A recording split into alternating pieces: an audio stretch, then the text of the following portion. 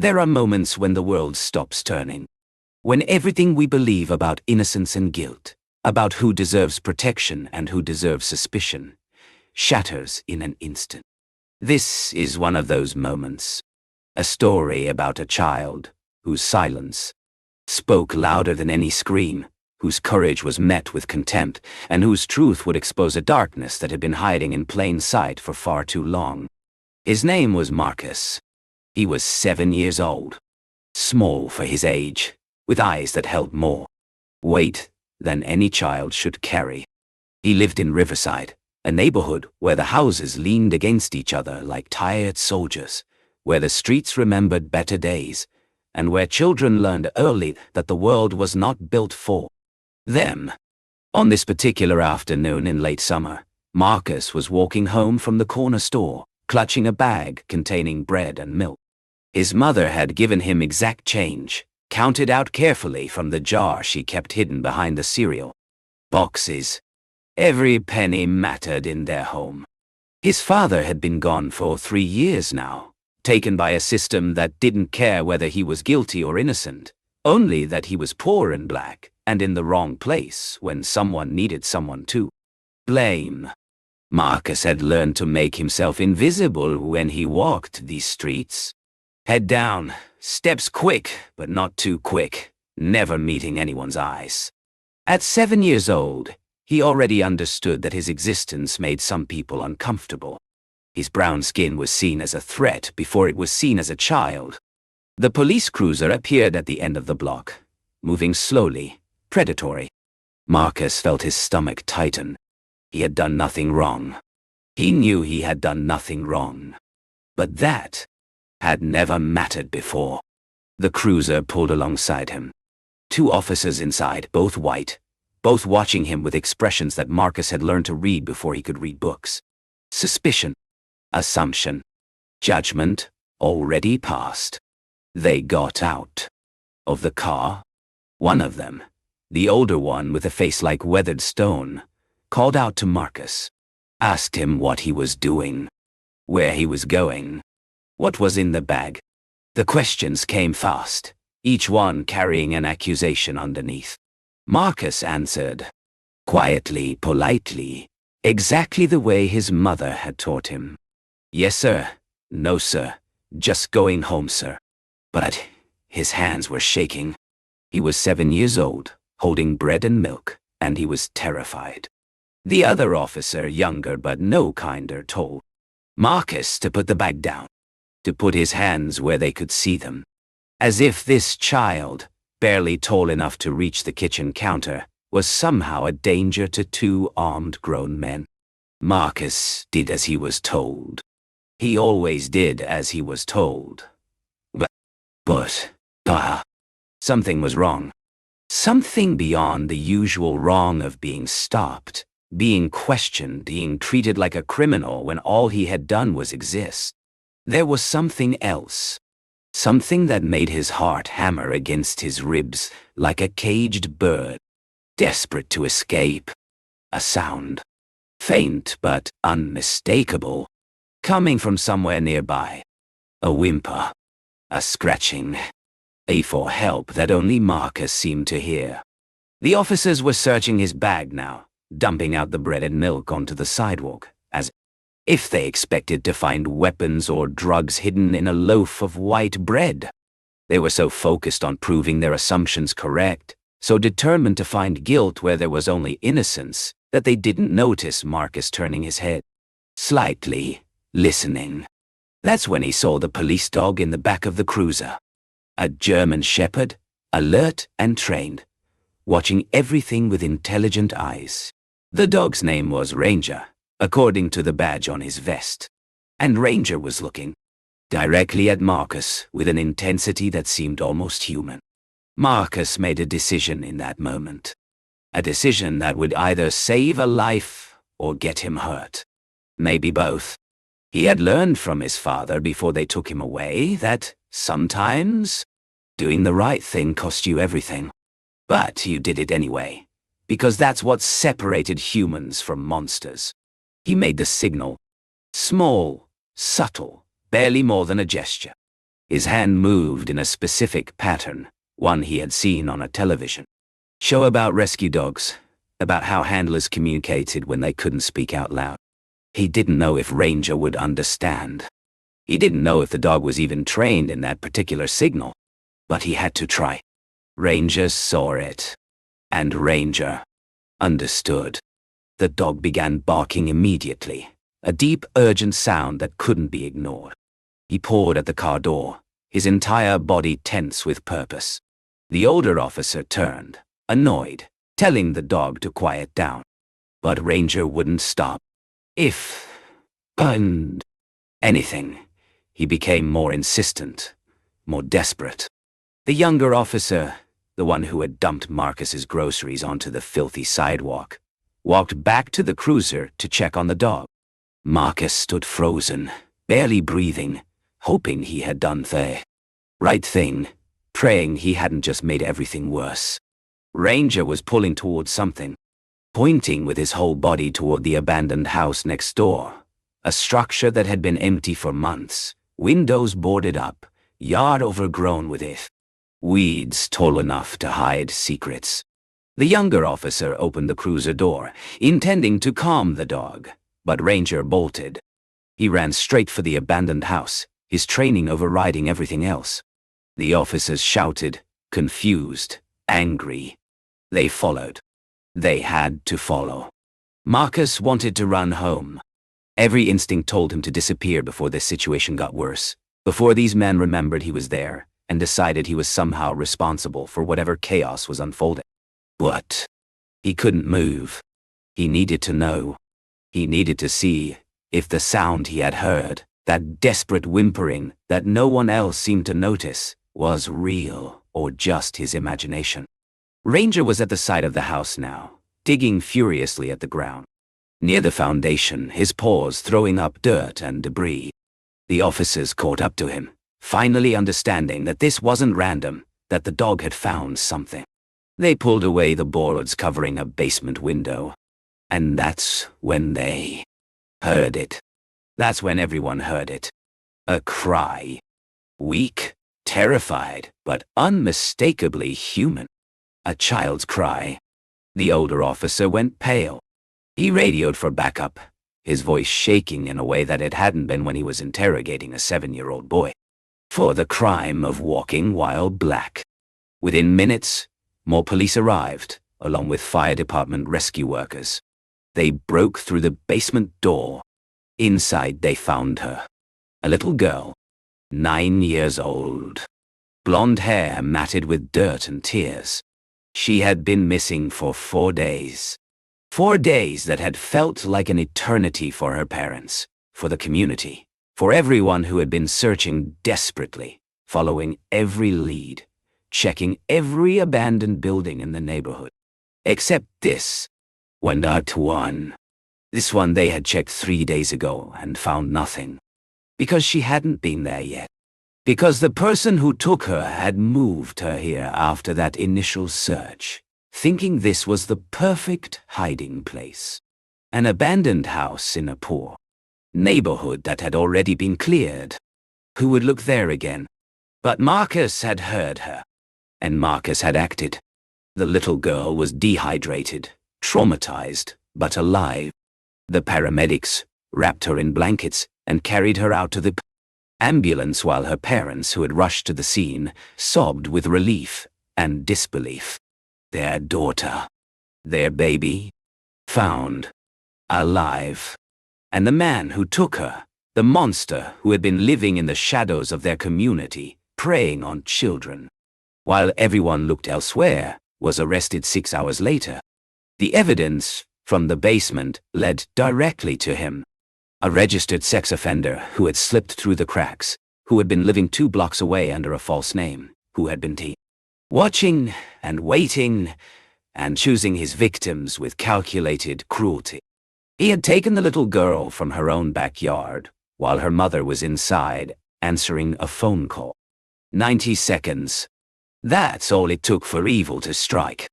And if Marcus hadn't heard her cries, if he hadn't made that signal to Ranger, if Ranger hadn't been trained well enough to recognize a distress call from a child who couldn't speak his language, she would have died in that basement.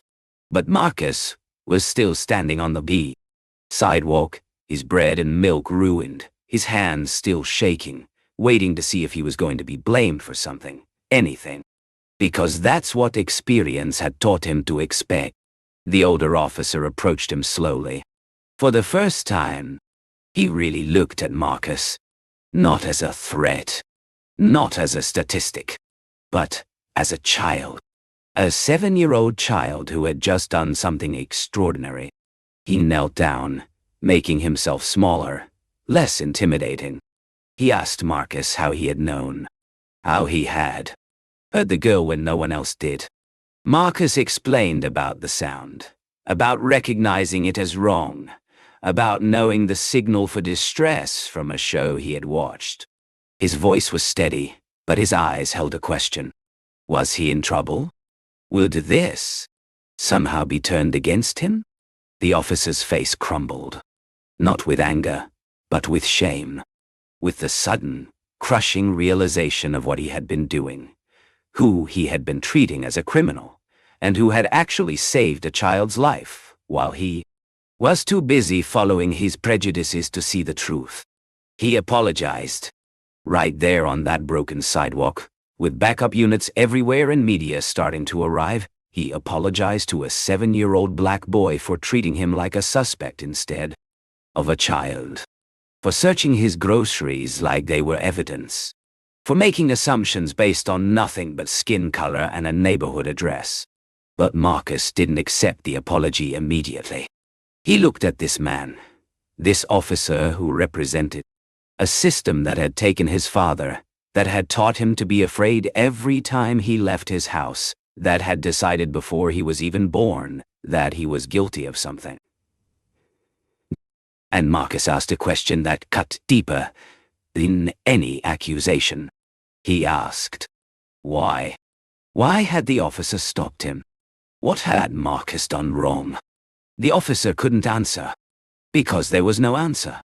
Nothing had been wrong except the color of Marcus's skin and the assumptions that color triggered in a mind trained by bias and fear. The little girl's parents found Marcus eventually, after the ambulance had left, after the reporters had gotten their initial footage, after the neighborhood had begun to gather, wanting to know what had happened in their midst. They found him sitting on the curb, still shaking, his ruined groceries beside him, watching the chaos he had set in motion. The mother dropped to her knees in front of him. She couldn't speak at first. She just reached out and took his small hands in hers, holding them like they were precious, like they had just performed a miracle. Because they had. She told him thank you, over and over. Thank you for hearing her daughter when no one else did. Thank you for being brave enough to act when it would have been easier and safer to walk away. Thank you for existing in that exact moment, in that exact place, with that exact knowledge and courage. The father asked Marcus what he wanted. Anything. They would give him anything. College fund, new home, anything money could buy. But Marcus, 7 years old and wiser than he should be, asked for only one thing.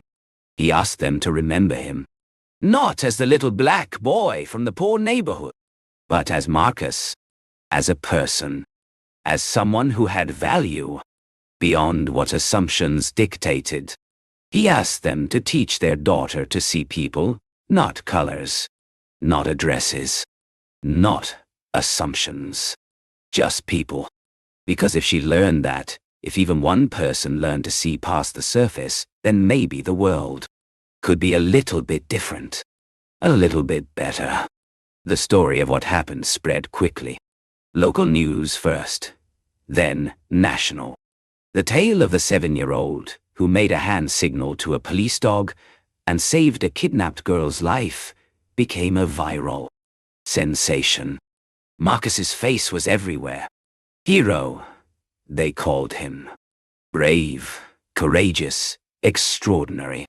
But Marcus didn't feel like a hero.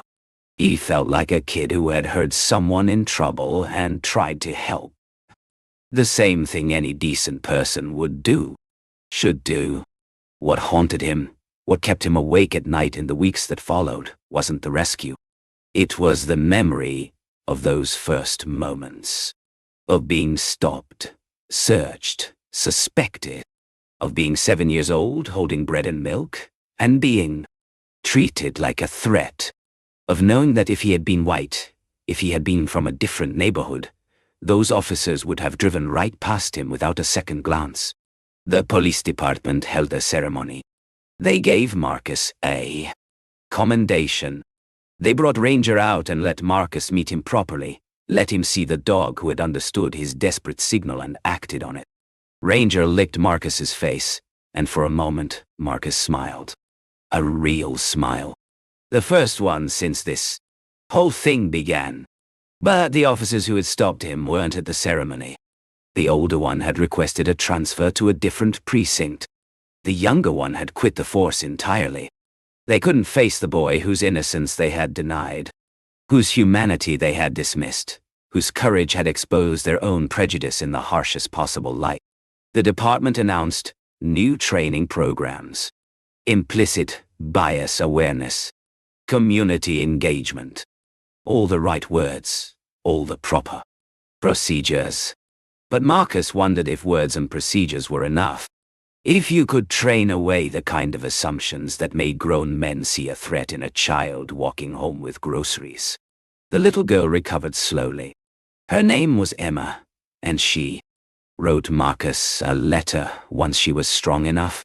She told him that she had been screaming for days, but the man who took her had gagged her. But sometimes, when he left, she could work the gag loose just enough to make sound. She had heard people outside, had heard footsteps and voices, and had cried out with everything she had, hoping someone would hear. Only Marcus did. Because Marcus was listening in a way others weren't. Because Marcus understood what it meant to be invisible, to be ignored, to need help and wonder if anyone would come. Emma asked to meet Marcus, and their families arranged it carefully, wanting to make sure both children were ready for the emotional weight of that encounter. When they finally met, in a park, with their parents watching from a respectful distance, they didn't say much. They were just two kids, sitting on swings, understanding each other in a way that adults couldn't quite grasp. Emma told Marcus that when she grows up, she wants to be someone who listens, someone who hears the voices others ignore, someone who sees the people others dismiss. Marcus told her that would be good. The world needed more people like that. Marcus's mother cried when she heard what had happened. Not tears of joy, though she was grateful her son was safe, and that he had saved a life. She cried because her 7-year-old baby had experienced what she had been trying to protect him from. He had looked into the eyes of the system and seen how it viewed him. Not as a child. Not as innocent. But as suspect. As guilty until proven otherwise. As less than. She held him that night, and told him she was proud of him. Not just for saving Emma, but for staying good in a world that tried so hard to make him hard. For remaining kind when he had every reason to be bitter. For seeing someone in need and helping, even when the people who were supposed to protect him had just finished treating him like a criminal. The city council wanted to give Marcus a key to the city. The mayor wanted a photo opportunity. Everyone wanted a piece of the feel-good story, the narrative of the brave little boy who saved the day. But Marcus's mother refused most of it. She agreed to one press conference where Marcus could tell his story in his own words, and then she took him home. Away from the cameras. Away from the people who wanted to celebrate him without acknowledging the injustice he had experienced first. At that press conference, a reporter asked Marcus if he was scared when the officers stopped him. Marcus was quiet for a long moment. Then he said yes. He was terrified. Because he had been taught to be afraid. Because experience had shown him that being innocent didn't always matter. Because he was 7 years old and already knew that the world was not fair. Another reporter asked if he thought things would change now, if this incident would make a difference. Marcus looked at the camera, at the millions of people who would watch this later, and he said something that silenced the entire room. He said he hoped so. But hope wasn't enough. People had to change. Not just say they would. Not just feel bad for a few days and then forget. But actually change. See differently. Act differently. Treat children like children, regardless of the color of their skin or the neighborhood they came from. He said that Emma was alive because he heard her, and because Ranger understood his signal, and because the officers finally listened. But how many other voices go unheard? How many other children are dismissed, ignored, assumed guilty, treated as threats instead of as the vulnerable beings they are? He said that if this story only changes things for him, then it hasn't really changed anything at all. Because there are thousands of kids like him, millions, walking home from corner stores, and being stopped, and being questioned, and being taught that their existence is suspicious. And they don't all have a kidnapped girl to find. Most of them are just trying to get home safely, trying to live without fear. The room was silent when he finished. This 7-year-old child had just given a sermon that should have come from someone decades older, someone with credentials and degrees and authority. But maybe that's exactly why it hit so hard. Because it came from someone who had lived it. Someone who understood in his bones what it meant to be judged before you even opened your mouth. The footage of that press conference went viral, even more than the initial rescue story. Marcus's words were quoted in think pieces and social media posts and conversations around dinner tables. Some people got it, really got it, and vowed to do better. Others got defensive, insisting that not all cops were bad, that the officers had just been doing their jobs, that Marcus was making it about race when it wasn't about race at all. But Marcus knew better. His mother knew better.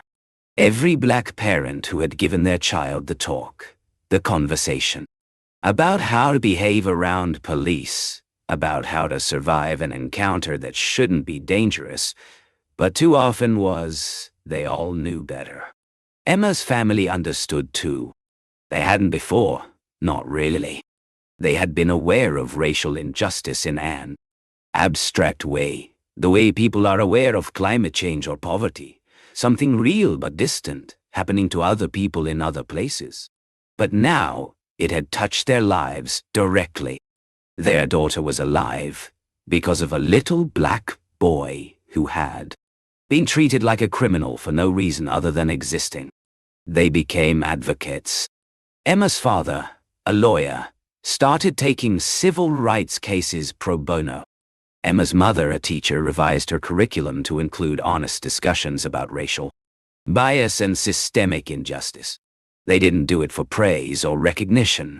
They did it because their eyes had been opened, and you can't close them again once you've really seen. Ranger became something of a celebrity too. People wanted to know about the dog who had understood a child's hand signal, who had found Emma when humans had failed. The K9 unit used Ranger's story to promote their program, to show the value of trained rescue dogs. But what they didn't always mention was that Ranger had listened to Marcus, a 7-year-old black boy whose words to the human officers had been dismissed, but whose gesture to a dog had been understood and acted upon. There's something profound in that truth. Something that should make us all deeply uncomfortable. 6 months after the rescue, Marcus's father was released from prison. His conviction had been overturned after new evidence proved he had been wrongly identified, that the witness testimony had been coerced, that he had been nowhere near the crime scene. He had lost 3 years of his son's life. 3 years of birthdays and school plays and bedtime stories. 3 years that could never be returned. When he came home, Marcus ran to him, but there was a hesitation that broke his father's heart. This wasn't the same child he had left. This was a boy who had seen too much, experienced too much, carried too much. His father had missed the moments that had shaped Marcus from an innocent kid into someone far too aware of the world's cruelty.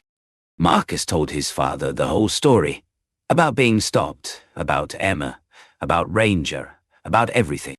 His father listened with tears running down his face. He was proud. Of course he was proud. His son had saved a life. But he was also devastated, because he had tried so hard to protect Marcus from this, and prison had stolen his chance to be there when his son needed him most. They sat together that night, father and son, talking about unfairness and justice and what it means to be good in a world that isn't always good back. Marcus's father told him something he had learned in those 3 years behind bars. That the system breaks people. It breaks the innocent ones it incarcerates, and it breaks the children of those people, and it breaks entire communities. But it doesn't have to break your spirit. You can carry scars and still be whole. You can know the worst of humanity and still choose to be the best of yourself. Marcus asked his father if he was angry. They panted high. Answer was complicated. Yes, he was angry about the injustice, about the years stolen, about the assumptions and prejudices that had put him in a cell while the real criminal walked free. But he wasn't consumed by that anger. Because if he let it consume him, then they had won. The people who assumed his guilt. The people who didn't care about his truth. The people who had decided before they even looked at the evidence that someone like him must be guilty of something. Time passed. Emma and War. Marcus stayed friends. An unlikely bond forged in trauma and survival. They didn't talk about that day often. They didn't need to. It was always there, between them.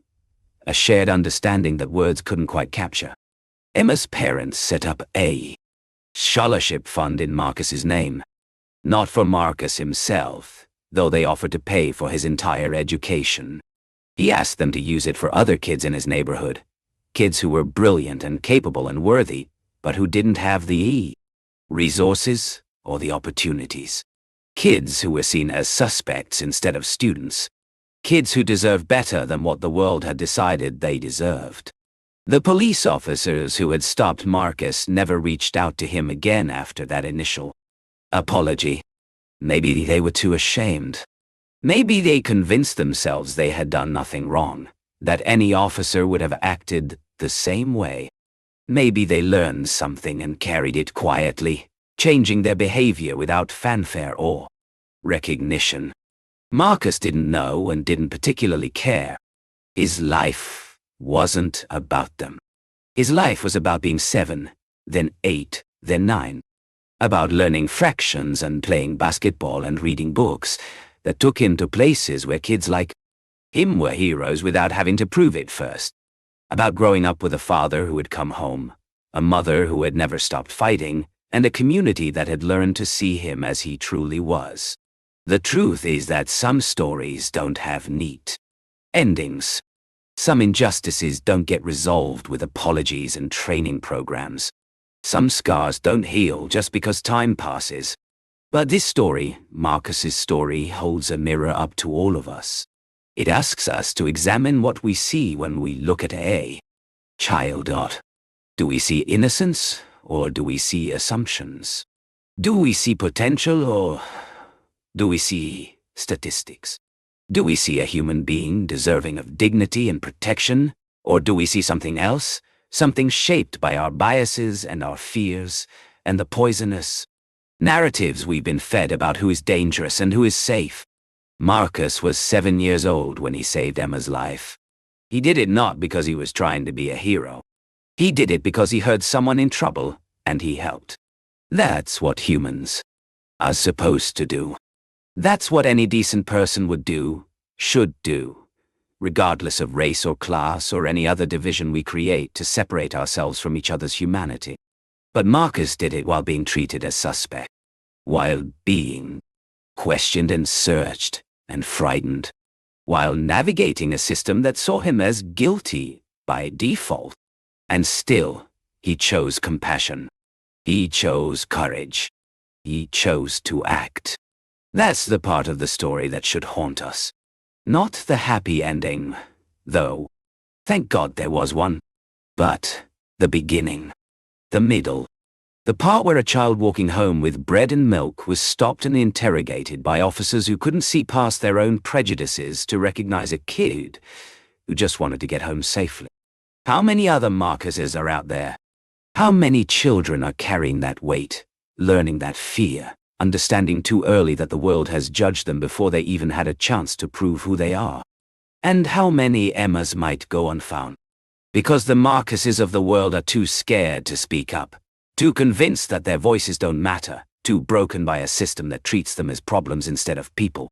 These are not comfortable questions. They're not supposed to be. Comfortable questions don't lead to change.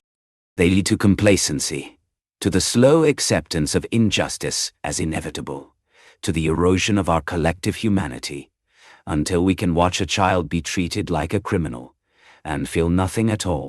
Marcus is 15 now. He's in high school, playing on the basketball team, thinking about college, living the life of a teenager with all its complications and possibilities. He still lives in the same neighborhood. His family never left. They didn't win the lottery or move to a better zip code or escape the realities that shaped Marcus's childhood. But something did change. Marcus changed it. Not by being a hero, not by giving speeches or accepting awards, but by existing, by surviving, by refusing to let the cruelty he experienced make him cruel in return. Emma is 17. She's applying to colleges, planning to study social work, wanting to spend her life helping people who fall through the cracks.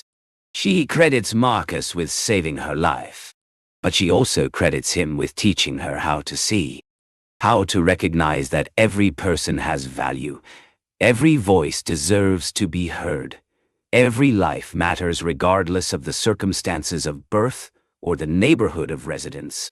The officers who stopped Marcus that day, they're still out there somewhere. Maybe they learned something. Maybe they didn't. But their actions that day became part of a larger conversation, a national reckoning with the way we police, the way we judge, the way we judge. Decide who deserves protection and who deserves suspicion. Ranger lived out his retirement as a local legend, visiting schools and community events, a reminder that sometimes the truth comes from unexpected sources, that sometimes we need to listen to voices we might otherwise dismiss, that sometimes the smallest among us carry the greatest wisdom. This story isn't just about Marcus and Emma and Ranger and one afternoon in late summer. It's about all of us, about the choices we make every single day when we encounter someone different from ourselves. Do we see them? Do we really see them? Or do we see only what we expect to see, what we've been conditioned to see, what our biases and fears and prejudices tell us to see? Marcus heard Emma when no one else did because he understood what it meant to be unheard. He acted when it would have been safer not to, because he knew that safety built on silence is no safety at all. He remained kind in the face of cruelty because someone had taught him that cruelty wins only when good people stop being good. These are the lessons of his story. Not that one child saved another, though that is beautiful and true, but that we live in a world where 7-year-old black boys have to navigate fear that 7-year-old white boys don't even know exists. That the same system meant to protect all children sees some as threats. That assumptions can be deadly, and prejudice can be a prison, and bias can blind us to the humanity standing right in front of us. If this story touched something in you, if it made you uncomfortable or angry or sad or hopeful, then sit with that feeling. Don't push it away. Don't dismiss it. Use it. Let it change how you see the world, how you interact with where people, how you raise your children, how you vote, how you spend your money, how you use your voice. Because every person you pass on the street is carrying a story you know nothing about. Every child walking home with groceries might be a Marcus, navigating fears you've never had to face. Every encounter is a chance to see someone truly, to treat them with the dignity they deserve simply because they exist, simply because they are human, simply because that is what decent people do. Share this story with someone who needs to hear it.